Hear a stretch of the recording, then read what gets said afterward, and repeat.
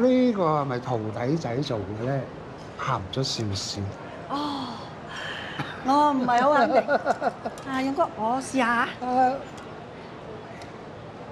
勇哥，阿強，你出手就好啦。唉，我知道你生意好忙，但係咧，你徒弟嗰啲手藝真係同你差一截。好馬都要有好騎師噶嘛。強哥唔舒服咩？我影張相俾你，你幫我睇呢隻味藥好嘛？哦，好啊。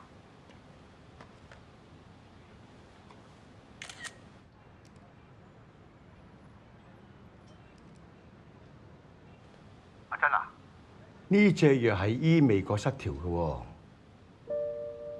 阿強哥食緊呢隻藥咩？